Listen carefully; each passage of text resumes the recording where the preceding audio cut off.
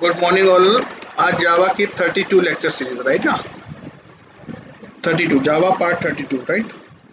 जावा part 32 में yesterday we have seen super keyword, right? Super keyword in Java. तो जैसा कि मैंने आपको बताया कि सुपर कीवर्ड किसको इंडिकेट करता है? सुपर कीवर्ड इंडिकेट करता है तुम्हारी पेरेंट क्लास को। इसको रिप्रेजेंट करता है, सुपर कीवर्ड रिप्रेजेंट करता है किसको? तुम्हारी पेरेंट क्लास के जो मेंबर्स है ना, उनको रिप्रेजेंट करता है ना? Super keyword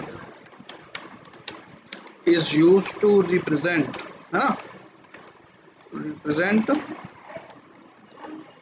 parent class members. Parent class members, it can be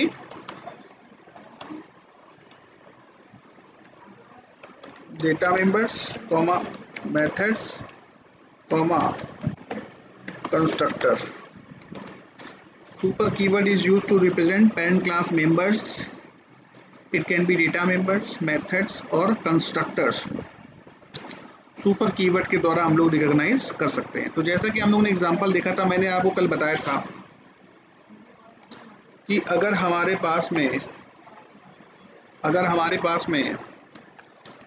पास में जो कोई क्लास है पी नाम की, और इस क्लास में हमारे पास में कोई कंस्ट्रक्टर है लाइक पी, कंस्ट्रक्टर का नाम same as a system dot out dot println, और यहाँ पर क्या लिखेंगे?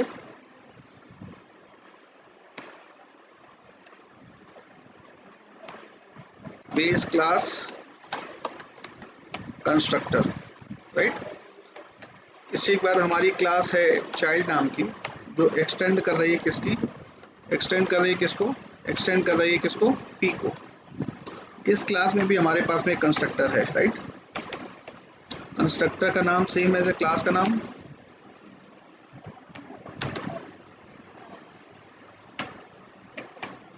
और ये है आपका बेस, और ये है आपका ड्राइव क्लास कंस्ट्रक्टर। ये आपकी पीसी क्लास है, टेस्ट।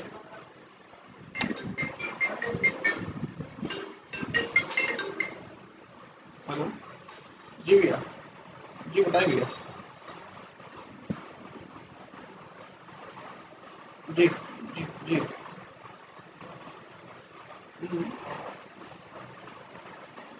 हम्म, हम्म।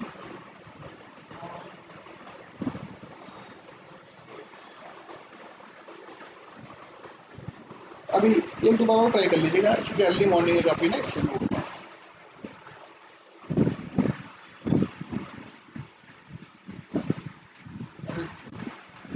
अच्छा, 10 रिप्लाई था आपने?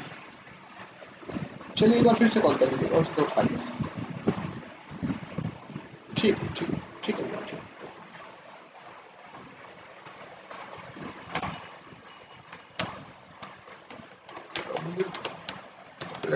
वाइट मैन,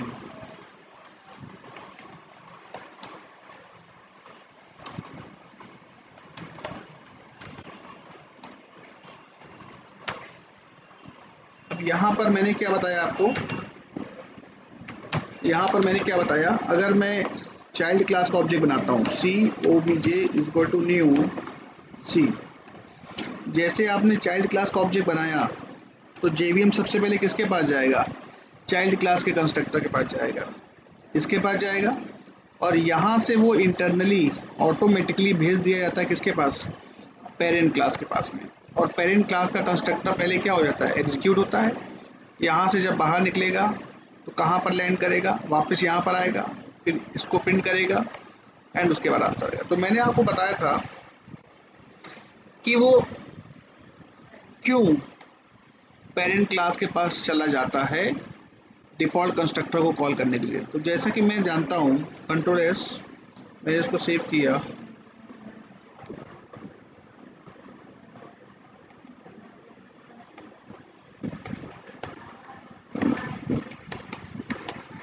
डॉट जावा,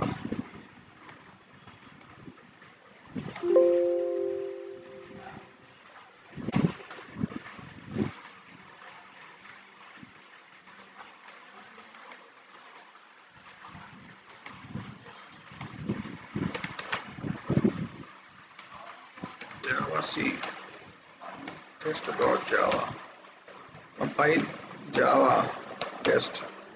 तो देखो सबसे पहले कौन कॉल हुआ, बेस क्लास का कंस्ट्रक्टर कॉल हुआ, उसके बाद ड्राइव क्लास का कंस्ट्रक्टर कॉल हुआ। तो उसका रीज़न क्या है कि जब आप प्रोग्राम रन कराते हो तो जेवीएम जो है ना, जेवीएम जो है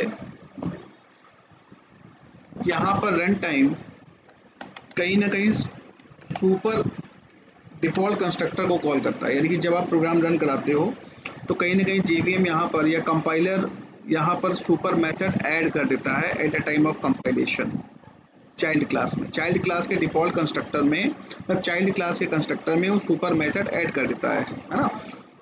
और सुपर सुपर सुपर शब्द के बाद में यहाँ पर जो ब्रैकेट लगा है, यहाँ पर कोई आर्गूमेंट तो है नहीं, तो वो बाय डिफ़ॉल्ट कौन सा कंस्ट्रक्टर कॉल करता है, डिफ़ॉल्ट कंस्ट्रक्टर कॉल करता है। तो ये ऑटोमेटिकली क्यों होता है, क्योंकि यहाँ पर सुपर कीवर्ड इंटरनली यूज हो जाता है जो आपको दिखाई नहीं देता है। मान लो आपने पेरेंट क्लास में, जो कंस्ट्रक्टर बनाया है वो 0 आर्गूमेंट वाला नहीं बनाया है, मान लो आपने बनाया है 1 आर्गूमेंट वाला। मान लो आपने जो कंस्ट्रक्टर बनाया है कैसा बनाया है, 1 आर्गूमेंट वाला कंस्ट्रक्टर बनाया है, पैरामीटराइज कंस्ट्रक्टर बनाया है। तो क्वेश्चन यहाँ ये है कि जब मैं ऑब्जेक्ट बनाऊंगा चाइल्ड क्लास का, तो ये वाला कंस्ट्रक्टर कॉल होगा। तो यहाँ पर जो कोड लिखा है कंपाइलर ने, यहाँ पर तो जो उसने कोड लिखा है वो किस तरीके का लिखा है, कुछ इस तरीके का लिखा है। पर हमारी पेरेंट क्लास में क्या 0 आर्गूमेंट वाला कंस्ट्रक्टर है कि नहीं है, यस और नो? हमारी पेरेंट क्लास में 0 आर्गूमेंट वाला कंस्ट्रक्टर है कि नहीं है? सर नहीं है। तो कॉल करेगा ये? No sir. यानी कि ये एरर देगा कि नहीं देगा? यानी कि जैसे आपने ऑब्जेक्ट बनाया, ऑब्जेक्ट बनाने के बाद में कर्सर कहाँ जाएगा, यहाँ जाएगा, और यहाँ से जाने के बाद में जैसे ये ऊपर जाने की कोशिश करेगा तो यहाँ पर इसको डिफ़ॉल्ट कंस्ट्रक्टर मिलना चाहिए। तो यहाँ इसको डिफ़ॉल्ट कंस्ट्रक्टर नहीं मिला और इसने कंपाइल टाइम एरर दे दी। देखो एरर आ गई एरर।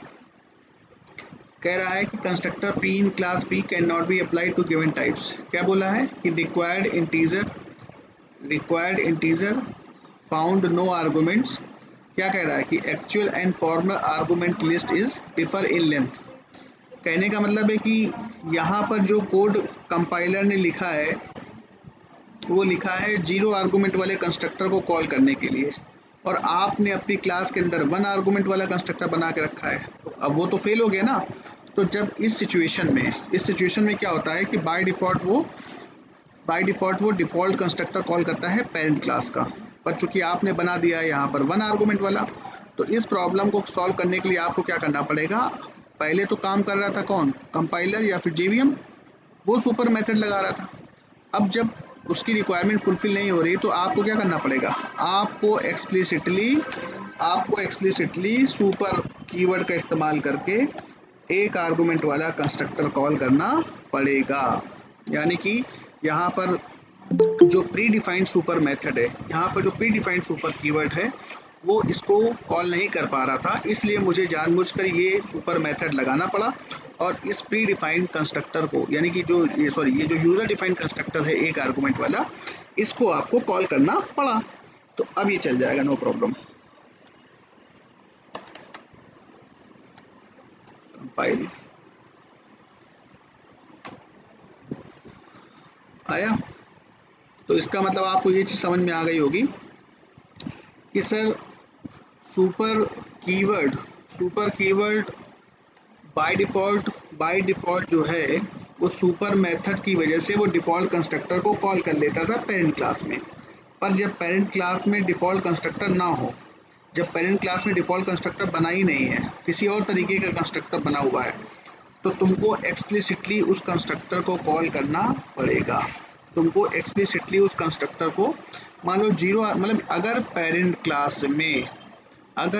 क्लास में 0 आर्गूमेंट वाला कंस्ट्रक्टर नहीं बना है, किसी दूसरे तरीके का कंस्ट्रक्टर बना है, तो कुल मिलाकर के तुमको एक्सप्लिसिटली उस कंस्ट्रक्टर को क्या करना पड़ेगा, कॉल करना पड़ेगा। किसकी मदद से, सुपर कीवर्ड की मदद से। यानी कि ये सुपर कीवर्ड जानते हो क्या बन गया, सुपर मेथड बन गया। क्या बन गया, सुपर मेथड। तो जब कभी देखो, जब कभी सुपर के पास में ऐसा ब्रैकेट लग जाए या इसके अंदर कुछ मैटर पास करें तो समझ जाओ ये कंस्ट्रक्टर को रिप्रेजेंट करता है। ध्यान रखना, किसको रिप्रेजेंट करता है? कंस्ट्रक्टर को रिप्रेजेंट करता है। सुपर मेथड जो है वो हमारे पेरेंट क्लास के कंस्ट्रक्टर को रिप्रेजेंट करता है।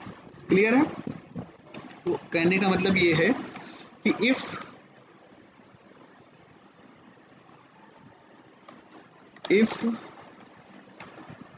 parent class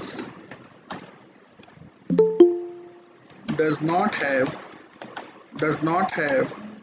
if parent class does not have default constructor,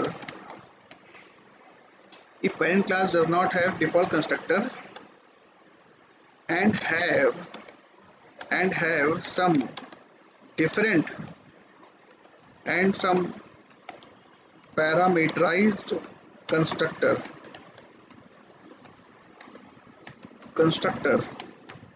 then compulsory you have to call that constructor by using super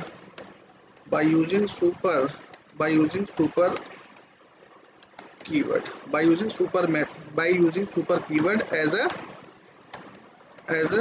super method, मतलब कि ये जो सुपर के आगे जब हम लोग ऐसा ब्रैकेट लगाते हैं ना तो ये हमारे पेरेंट क्लास के कंस्ट्रक्टर को रिप्रेजेंट करता है। और जब केवल सुपर लिखते हैं तो इसका मतलब वो हमारे पेरेंट क्लास के डेटा मेंबर और पेरेंट क्लास के मेंबर फंक्शन को रिप्रेजेंट करता है। क्लियर है कि नहीं क्लियर है? तो if parent class does not have default constructor and have some parameterised constructor, then compulsory you have to call that constructor by using super keyword as a super method. Clear है? Clear all of you? Yes? Yes, sir. Yes?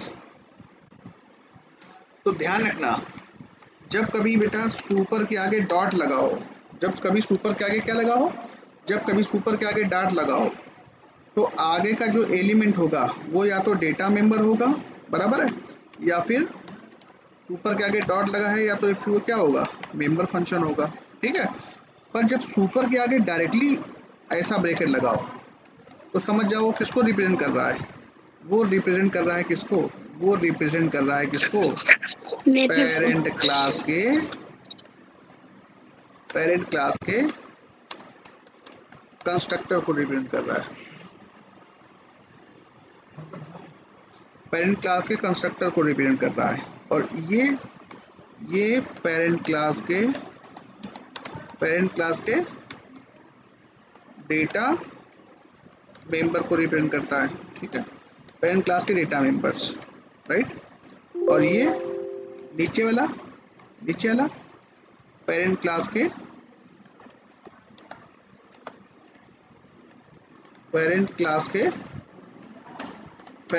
Methods, parent class की method को represent करता है। Clear नहीं clear?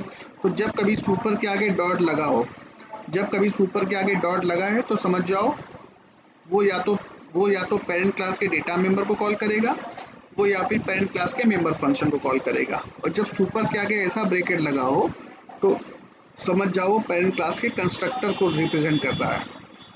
किसको represent कर रहा है? वो पेरेंट क्लास के कंस्ट्रक्टर को रिप्रेजेंट कर रहा है। कोई डाउट, कोई confusion? Yes all of you? Yes? कोई कंफ्यूजन? किसी को कोई डाउट? तो कहने का मतलब है मान लो पेरेंट क्लास के पास में एक कंस्ट्रक्टर और है, 2 आर्गुमेंट वाला। Parent class 2 argument constructor x plus y। तो कहने का मतलब है कि अब आपको चाइल्ड क्लास से चाहे आप 0 आर्गुमेंट वाला कॉल कर लो, चाहे आप 2 आर्गुमेंट वाला कॉल कर लो, कोई फर्क नहीं पड़ता है। कहने का मतलब है कि तुमको जब चाइल्ड क्लास का कंस्ट्रक्टर कॉल करवाना है तो उसके पहले कंपलसरी आपको पेरेंट क्लास वाला कोई भी एक कंस्ट्रक्टर कॉल करवाना पड़ेगा। अगर डिफ़ॉल्ट कंस्ट्रक्टर होता तो वो अपने आप कॉल हो जाता, पर जब डिफ़ॉल्ट कंस्ट्रक्टर हमारी पेरेंट क्लास में नहीं है तो तुम्हारी जिम्मेदारी बनती है कि तुम किसी एक कंस्ट्रक्टर को कॉल कर लो। अच्छा, एक खास बात ये है कि जब भी कभी सुपर कीवर्ड हम यूज़ करते हैं, जब भी हम लोग सुपर मेथड यूज़ करते हैं, सुपर कीवर्ड को as a super method use करते हैं, तो ये हमेशा फर्स्ट स्टेटमेंट होना चाहिए। इसको हम लोग सोचें कि यहाँ से हटा दें और इसको हम लोग सेकंड स्टेटमेंट बना लें। मतलब यहाँ से हम सोचें कि पहले हम अपने कंस्ट्रक्टर का कोड एग्जीक्यूट करा लें और उसके बाद हम किसका एग्जीक्यूट करा लें, पेरेंट क्लास के कंस्ट्रक्टर का एग्जीक्यूट करा लें। तो क्या ऐसा पॉसिबल है? ऐसा पॉसिबल कतई नहीं है। रूल ये कहता है कि सबसे पहले पेरेंट क्लास का कंस्ट्रक्टर कॉल होना चाहिए। देखो क्या बोल रहा है, दिखाई दिया? कंपाइल करो पहले, कंपाइल, यस, सेव कर लो, कंट्रोल एस,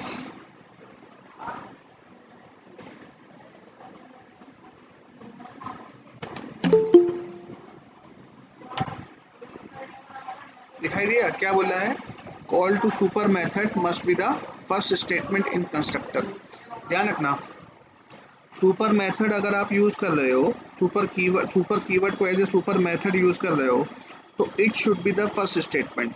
यानी कि जिस भी कंस्ट्रक्टर के अंदर आप यूज कर रहे हो ना, तो वो कहाँ पर होना चाहिए? फर्स्ट स्टेटमेंट होना चाहिए। सेकंड स्टेट, तुम आप ये सोचो कि पहले सर हम अपनी क्लास का ऑब्जेक्ट बनाएंगे, मतलब चाइल्ड क्लास का ऑब्जेक्ट बनाएंगे, तो वो चाइल्ड क्लास का कंस्ट्रक्टर कॉल करेगा। सर हम चाहते हैं कि पहले चाइल्ड क्लास वाला कोड एग्जीक्यूट हो जाए, उसके बाद पेरेंट क्लास वाला कोड एग्जीक्यूट हो। तो क्या ऐसा पॉसिबल है? ऐसा पॉसिबल नहीं है। सुपर मेथड अगर आप यूज कर रहे हो तो it should be the first statement, it should be the first statement, it should be the first statement, right? It should be the first statement, it should be the first statement, right? Control S,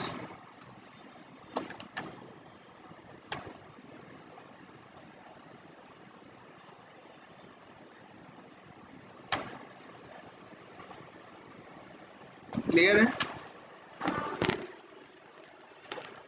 clear? कोई doubt? कोई doubt?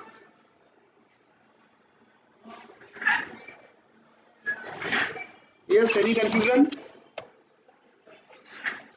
Yes, all of you? No मेरी sir. बात समझ में आई? कहने का मतलब ये है कि अगर आपकी पेरेंट क्लास में कोई डिफॉल्ट कंस्ट्रक्टर है तो वो अपने आप कॉल हो जाएगा। चाइल्ड क्लास की जिम्मेदारी है वो अपने आप कॉल कर लेता है। क्यों कॉल कर लेता है? मैंने आपको ये भी रीज़न बता दिया, क्योंकि वो इंटरनली सुपर मेथड वहाँ पर कोड लिख देता है। तो इसलिए पहले वो जाता है किसके पास में? पेरेंट क्लास के डिफॉल्ट कंस्ट्रक्टर के पास में। और जब पेरेंट क्लास के पास में कोई भी डिफॉल्ट कंस्ट्रक्टर नहीं होता है, आपने कोई दूसरे टाइप का कंस्ट्रक्टर बना रखा है, तो आपको एक्सप्लिसिटली उस कंस्ट्रक्टर को क्या करना पड़ेगा? कॉल करना पड़ेगा। क्लियर है कि नहीं क्लियर है? यस। और ध्यान रखना, अगर आप सुपर कीवर्ड को as a super method use कर रहे हो तो it should be the first statement. मेरी बात समझ आई? मतलब कहने का मतलब ये है कि if you are using super keyword as a super method, है ना? If you are using super keyword, बात समझना, if you are using super keyword as a super super method, if you are using super keyword as a super method, then it should be first statement in constructor, first statement in constructor. बात समझ में आई? Super keyword को अगर आप as a super method use कर रहे हो तो it should be the first statement. ये तुम्हारी उस क्लास में फर्स्ट स्टेटमेंट होना चाहिए, सेकंड स्टेटमेंट ये होना नहीं चाहिए। पॉइंट क्लियर है कि नहीं क्लियर है? Yes, yes, yes, all of you. अच्छा, केवल सुपर कीवर्ड अगर आप यूज कर रहे हो, केवल सुपर कीवर्ड अगर आप यूज कर रहे हो,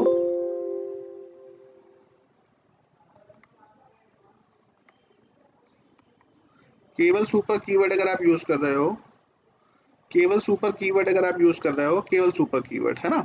तो वो फर्स्ट स्टेटमेंट हो सेकंड स्टेटमेंट हो उससे कोई फर्क नहीं पड़ता है ना? वो फर्स्ट स्टेटमेंट हो सेकंड स्टेटमेंट हो उससे कोई फर्क नहीं पड़ता है। कहने का मतलब ये है कि ये सुपर कीवर्ड, अगर सुपर कीवर्ड को as a super method use कर रहे हो तो it should be the first statement. आप अपने कंस्ट्रक्टर का कोड यानी कि ये पहले एग्जीक्यूट नहीं करा सकते हो। पर अगर आप सुपर कीवर्ड यूज कर रहे हो, है ना, तब सुपर कीवर्ड यानी ब्रैकेट नहीं लगा है, सुपर के आगे डॉट लगा है, तो वो फिर फर्स्ट स्टेटमेंट हो सेकंड स्टेटमेंट हो उससे कोई फर्क नहीं पड़ता है। पॉइंट क्लियर नहीं क्लियर है? Yes, yes all of you, Yes, sir. Point clear Yes, है? sir. आगे बढ़ें फिर हम लोग। तो सुपर सुपर कीवर्ड सभी को क्लियर है कि नहीं क्लियर है? सुपर कीवर्ड क्लियर है? कोई डाउट हो पूछो। Super keyword clear? Yes, okay, done, done, done, yes, Yes, sir. Yes, sir. Please response. Yes, sir. Okay, Yes, done, sir. Done, done, done. चलो एक प्रोग्राम हम लोग और करते हैं, ध्यान देना। जैसे हमने कोई क्लास बनाई पी नाम की, ठीक है, और इसमें हमने इस क्लास पी में एक मेथड बनाई void m1, और यहाँ पर हमने कुछ कोड लिखा, ठीक है, यहाँ पर हमने कोई कोड लिखा और ये क्लास मान लो आपकी बंद हो गई। ये क्लास कोई दूसरी है सी, जो कि एक्सटेंड करती है किसको, एक्सटेंड करती है किसको, पी को, और यहाँ पर हमने कोई मेथड बनाई m2 नाम की, m2 नाम की, ठीक है।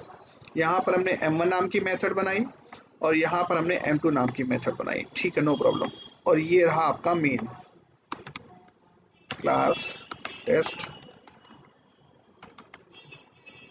पब्लिक स्टैटिक वाइड मेन, और यहाँ पर आर्गुमेंट्स, और यहाँ पर हम लोग, अच्छा बताना, यहाँ पर अगर हम लोग p क्लास का ऑब्जेक्ट बनाए, p obj is equal to new p, और ऑब्जेक्ट बनाने के बाद में obj डॉट m1 वैलिड और नॉट? यस, आपने पेरेंट क्लास का ऑब्जेक्ट बनाया और पेरेंट क्लास का ही मेंबर आप कॉल कर रहे हो, इट इज वैलिड और not? It is valid? Yes, Yes, sir. Valid. Yes, sir. Okay, Valid. Okay, obj dot m2 it is valid और not? Yes, Sir, invalid. Sir, invalid very होगा. Good, यानी good, यानी कि आपको पता है कि पेरेंट क्लास का सर आपने ऑब्जेक्ट बनाया है और पेरेंट क्लास के ऑब्जेक्ट से हम पेरेंट क्लास के मेंबर को ही कॉल कर सकते हैं, चाइल्ड क्लास के मेंबर को कॉल नहीं कर सकते हैं। Clear all of you? तो यानी कि ये है इनवैलिड, राइट। उसके बाद हमने क्या किया, सी क्लास का ऑब्जेक्ट बनाया, C is equal to new C, object बनाने के बाद में क्या किया, C dot m1 valid invalid? Yes, valid और invalid?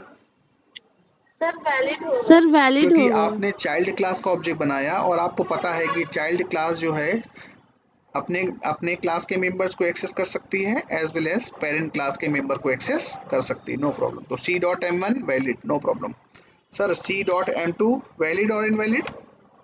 Sir, valid. Sir, okay, fine valid. Fine fine fine fine fine. अच्छा, अब ध्यान देना, अब हमने क्या किया, अब हमने क्या किया, पेरेंट क्लास का, अच्छा ये देखो, जब आपने ऑब्जेक्ट बनाया है, जब आपने ऑब्जेक्ट बनाया, जब आपने ऑब्जेक्ट बनाया, जब आपने ऑब्जेक्ट बनाया, देखो class P is a parent type, right, और क्लास C जो है वो किसकी तरह है, क्लास C जो है वो किसकी तरह है, क्लास C जो है वो किसकी तरह है, क्लास C सर, जैसे आपने लिखा क्लास C एक्सटेंड P, तो क्लास C किसकी तरह हो गई है, क्लास C किसकी तरह हो गई है?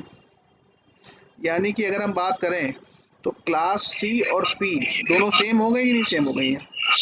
यस और नो, यस और no? Yes, sir. Yes, sir. Yes, भाई sir. Yes, sir. Class C extends P, तो इसका मतलब P के सारे फीचर्स ऑटोमेटिकली किसके पास अवेलेबल हो गए, C के पास में, यही तो हुआ, राइट।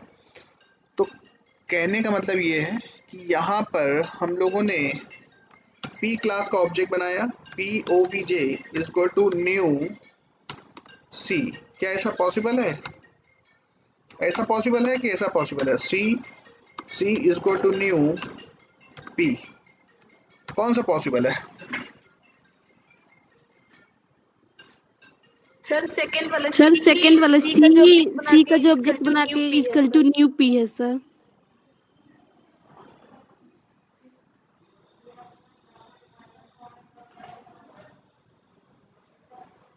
कौन सा सही है? सर न्यू पी जो वो बना है यानी कि आप कहना चाहते हो सर, आप कहना चाहते हो, देखो आपने क्या किया, चाइल्ड क्लास का ऑब्जेक्ट बनाया, चाइल्ड क्लास का क्या बनाया, ऑब्जेक्ट बनाया, और इसका रेफरेंस दे दिया किसको, पी को। ठीक है, एक तो ये तरीका है। दूसरे वाले केस में आपने क्या किया, पेरेंट क्लास का ऑब्जेक्ट बनाया और आपने इसका रेफरेंस किसको दे दिया, सी को दे दिया। आपने इसके रेफरेंस को किसको दे दिया, आपने इसके रेफरेंस को, इसके एड्रेस को किसको दे दिया, सी को। सी किस तरीके का है, चाइल्ड टाइप का। इन दोनों में से कौन सा वैलिड है, कौन सा इनवैलिड है? ऊपर वाला वैलिड है नीचे वाला? यस, ऊपर वाला वैलिड है कि नीचे वाला वैलिड है? यस। अच्छा ये बताओ, अच्छा ये बताओ कि सी जो है वो किसकी तरह है, पी की तरह है, बराबर है। तो कहने का मतलब एक सी का अगर हम ऑब्जेक्ट बनाएं तो इस ऑब्जेक्ट के एड्रेस को हम सी को दे सकते हैं, इसके ऑब्जेक्ट के एड्रेस को हम सी को दे सकते हैं, और इसके ऑब्जेक्ट के एड्रेस को हम किसको दे सकते हैं, पी को दे सकते हैं, बराबर है। पर कहने का मतलब ये है कि हम पी क्लास का ऑब्जेक्ट बनाएं, पी क्लास का ऑब्जेक्ट बनाएं, पी क्लास का क्या बनाएं, पी क्लास का हम लोग क्या बनाएं, बात समझना, पी क्लास का हमने ऑब्जेक्ट बनाया और इस ऑब्जेक्ट का एड्रेस हम किसको दे दें, ऐसे ऐसे कैसे पता चलेगा? अच्छा, इस पी को कैसे पता चलेगा कि हमारे कितने चाइल्ड हैं और हम किसको एड्रेस दे दें? तो कहने का मतलब ये है कि पी क्लास का ऑब्जेक्ट बनाओ और इस ऑब्जेक्ट के इस ऑब्जेक्ट का जो एड्रेस है ऐसे हम किस चाइल्ड को दे दें, वो तो पॉसिबल नहीं है। यानी कि ये स्टेटमेंट गलत है। यानी कि कौन सा स्टेटमेंट सही है, पहला वाला। यानी कि हमने चाइल्ड क्लास का ऑब्जेक्ट बनाया और चाइल्ड क्लास के ऑब्जेक्ट का एड्रेस हम सी को भी दे सकते थे एज वेल एज हम पी को भी दे सकते हैं। क्यों? क्योंकि सी और पी ऑलमोस्ट सेम है। सी और पी ऑलमोस्ट, सी को पता है कि ये हमारे पेरेंट हैं तो ये अपने ऑब्जेक्ट का एड्रेस पी को दे सकता है, पर पी को नहीं पता ना कि इसके कितने चाइल्ड हो सकते हैं, कौन ने इसको ड्राइव किया, किसने इसको इनहेरिट किया, किसने इसको इनहेरिट नहीं किया, ये तो नहीं पता ना पी को। तो ऐसे पी अपना एड्रेस किसको दे दे, अननोन बंदे को। तो दूसरा वाला स्टेटमेंट नॉट पॉसिबल, सेकेंड वाला स्टेटमेंट नॉट पॉसिबल, सेकेंड वाला स्टेटमेंट दैट इज रॉन्ग। यानी कि ये स्टेटमेंट जो है आपका कैसा है, रॉन्ग है। क्लियर है कि नहीं क्लियर है? चलो एक काम करते हैं, करके देखते हैं, जस्ट अ मिनट। कंस्ट्रक्टर दिया मैंने, हटा, और यहाँ से हमने ये हटा दिया और हमने यहाँ से मैंने, देखो सिंपल पी क्लास है, सी क्लास है। यहाँ से अगर मैं P class P O B J is equal to new C, यानी कि सी क्लास का ऑब्जेक्ट, सी क्लास का ऑब्जेक्ट का एड्रेस हम सी को भी दे सकते हैं एज वेल एज हम पी को भी दे सकते हैं, क्योंकि सी और पी दोनों सेम है, बराबर है। That is valid, no problem, चलेगा, नो प्रॉब्लम। आज को रन करा देखो, चलेगा, no problem. Compile, yes, run कराएंगे, कुछ आंसर नहीं आएगा। अच्छा, यही काम अगर आप उल्टा करके देखो जरा, सी स्मॉल सी या small o B j one, reference variable change किया और कुछ थोड़े किया, पी, यानी कि पेरेंट क्लास के ऑब्जेक्ट का एड्रेस हम किसको दे रहे हैं, चाइल्ड क्लास के वेरिएबल को दे रहे हैं। That is not possible, that is invalid, that is invalid. Clear नहीं क्लियर? क्या बोल रहा है, incompatible type P can not be converted to C, that is this. यानी कि पेरेंट क्लास के ऑब्जेक्ट का एड्रेस चाइल्ड क्लास का रेफरेंस वेरिएबल होल्ड नहीं कर सकता है। क्लियर है कि नहीं क्लियर है?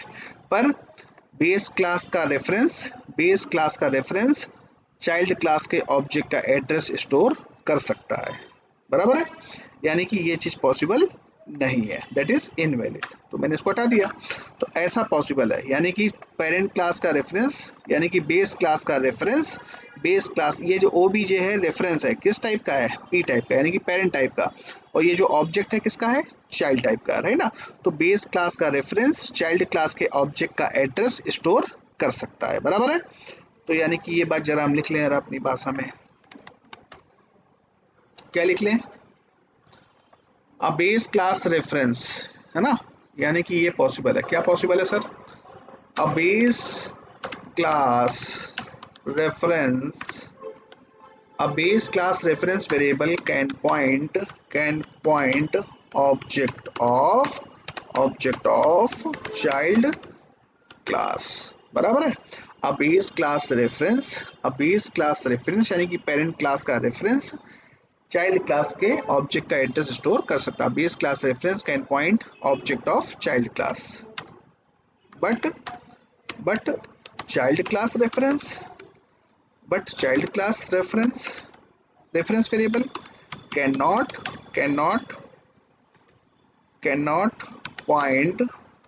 point base class कह लो या फिर पेरेंट क्लास कह लो, बात एक ही है, पेरेंट क्लास ऑब्जेक्ट। बताओ क्लियर है कि नहीं क्लियर है। A base class reference variable can point object of child class, but child class reference variable can not point object of parent class, या can not point parent class object. बताओ point clear है कि नहीं clear है। Yes yes yes yes yes yes, ये point clear है, यानी कि a base class reference can point object of child class, but child class reference variable cannot point parent class object। बताओ point clear है। अच्छा यहाँ ध्यान रखना, a base class reference variable can point object of child class, यानी कि base class का जो रेफरेंस है वो चाइल्ड क्लास के ऑब्जेक्ट का एड्रेस स्टोर कर सकता है, no problem. a base class reference can point object of child class, बस ध्यान रखना, comma through that reference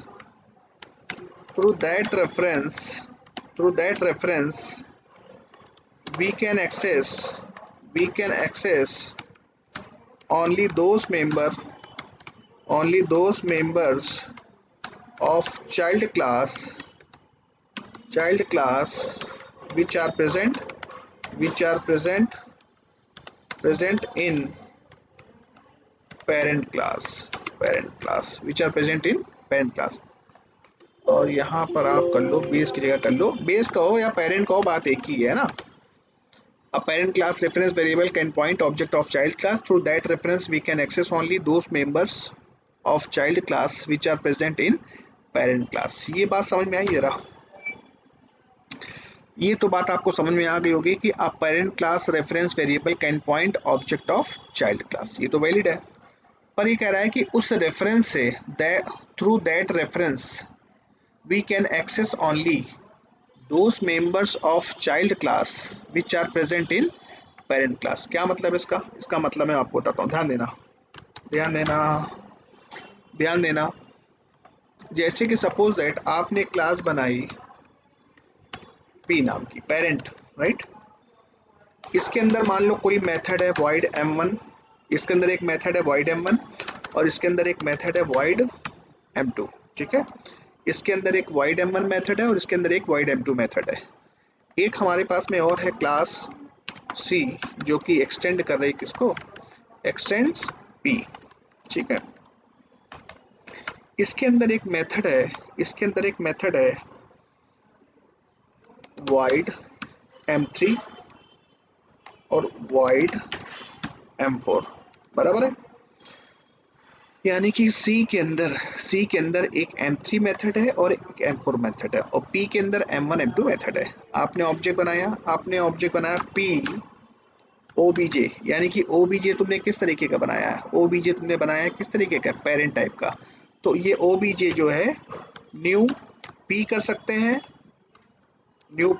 हैं, no problem, as well as हम C भी कर सकते हैं, नो प्रॉब्लम। बताओ क्लियर है नहीं क्लियर है।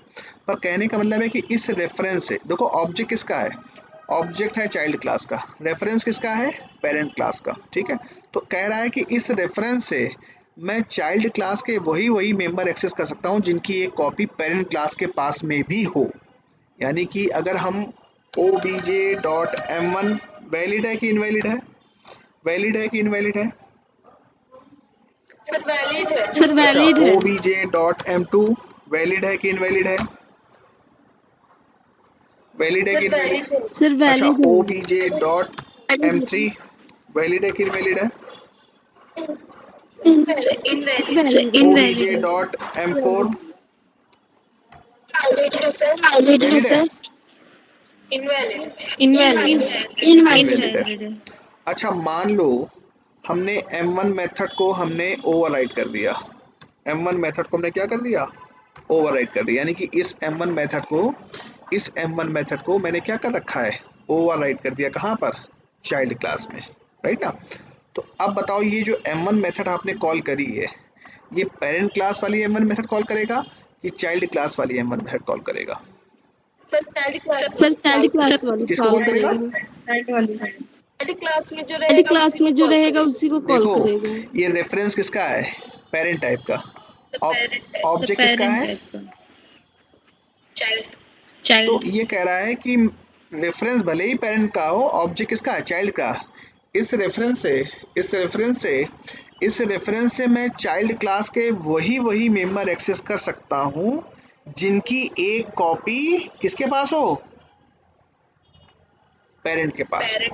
Parent class. मैं चाइल्ड क्लास के वही मेंबर, मैं चाइल्ड क्लास के वही मेंबर एक्सेस कर सकता हूं जिनकी एक कॉपी कहां पर हो, पेरेंट क्लास के पास में हो। अननोन पेरेंट क्लास के मेंबर को मैं कॉल कर सकता हूं क्या m3 पॉसिबल है, क्या m4 पॉसिबल है, नॉट पॉसिबल। m2 पॉसिबल है, यस। m1 पॉसिबल है, m1 कौन सा कॉल होगा, चाइल्ड वाला कॉल होगा कि पेरेंट वाला कॉल होगा, यस। m1 किसका कॉल होगा, चाइल्ड वाला कॉल होगा कि पेरेंट वाला कॉल होगा, सर चाइल्ड वाला। ऑब्जेक्ट किसका है, चाइल्ड क्लास का। पॉइंट क्लियर है कि नहीं क्लियर है। तो देखो मैंने लिखा भी है, देखो मैंने ध्यान से अगर आप गौर करो तो मैंने लिखा भी है, a parent class reference variable can point object of child class, no problem, but उस रेफरेंस से हम केवल वही मेंबर एक्सेस कर सकते हैं किसके, चाइल्ड क्लास के। कौन कौन से मेंबर एक्सेस कर सकते हैं, which are present in parent class, यानी कि चाइल्ड क्लास के वही मेंबर एक्सेस कर सकते हैं जिनकी एक कॉपी किसके पास में हो, जिसकी एक कॉपी किसके पास में हो, पेरेंट क्लास के पास में हो। पॉइंट क्लियर है कि नहीं क्लियर है, यस और नो, यस और नो, यस सर। कोई yes confusion, sir. No sir. No sir. कोई confusion, any problem, no sir. जरा सा भी कोई डाउट हो यू कैन आस्क, कोई any confusion, you can ask any confusion, you can ask any confusion, if you have any doubt then you can ask। मैंने क्या बोला, ये कंसेप्ट पूरा कॉलेज में पढ़ाते हैं, समझ में आता है क्या, यस यस, पॉइंट क्लियर है, यस सर। कोई Yes, sir. Confusion, no sir. No sir. बहुत सिंपल सा, बहुत ही आसान कॉन्सेप्ट है, पर यही कॉलेज में जब पढ़ते हैं तो हमको समझ में नहीं आता है। आता है समझ में, आता था पहले ये चीज आपको, यस, सर मैंने ये कॉलेज सर में भी मैंने नहीं ये पढ़ा। कॉलेज में भी कॉलेज में नहीं ही पढ़ा। पढ़ा था, सर पढ़ा नहीं। सर पढ़ा हैं, नहीं था। जावा पहली बार। यस सर, सर मैंने कॉलेज। जावा पहली बार पढ़ रहा है, यस सर। समझ में आई जी बात, सर। नहीं समझ में आई, कहने का मतलब है कि पेरेंट क्लास का रेफरेंस और पेरेंट क्लास का रेफरेंस वेरिएबल चाइल्ड क्लास के ऑब्जेक्ट को पॉइंट कर सकता है, पर उस रेफरेंस से मैं चाइल्ड क्लास के वही मेंबर एक्सेस कर सकता हूं जो पेरेंट क्लास में प्रेजेंट हो, जो पेरेंट क्लास में क्या हो, प्रेजेंट हो। क्लियर है, कोई डाउट, कोई confusion, no sir. Any no sir. Confusion, कोई डाउट, चलो ठीक है, तो फिर ये सारे पॉइंट्स क्लियर हो गए आपको। तो इनहेरिटेंस में कोई कंफ्यूजन आपको, किसी को कोई doubt? Super method, super keyword, No, sir. Super No, keyword अच्छे sir. से क्लियर है? Super keyword, super method Yes, sir. एकदम Yes, अच्छे से sir. क्लियर है? चलो ठीक है, फिर आज इतना ही रखते हैं, बाकी का फिर कल, ठीक है? Thank you, sir. Thank you बेटा, thank you. Thank you, sir. Thank you, sir.